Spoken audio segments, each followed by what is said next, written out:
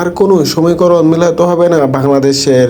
এবার এশিয়া কাপে সরাসরি সেমিফাইনাল খেলবে টাইগাররা। সুপার 4 নিশ্চিত করার লড়াইয়ে শ্রীলঙ্কার বিপক্ষে মাঠে নামে আফগানিস্তান। শুরুটা বেশ ভালো করলেও শেষরক্ষা হয়নি রাশিদ খানদের। অবশেষে শ্রীলঙ্কার কাছে হেরে এশিয়া কাপ থেকে বিদায় নেয় রাশিদ খানের দল আফগানিস্তান।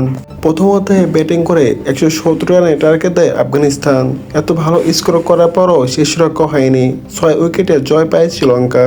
আর এখানেই সুপার 4 খেলার স্বপ্ন ভেঙে যায় আফগানিস্তানের। কাঁদতে কাঁদতে মাঠ ছেড়ে এশিয়া কাপ থেকে বিদায় নেয় আফগানিস্তান। আফগানিস্তানের বিপক্ষে জয়ের মাধ্যমে এশিয়া কাপে সুপার 4 নিশ্চিত করলো শ্রীলঙ্কা।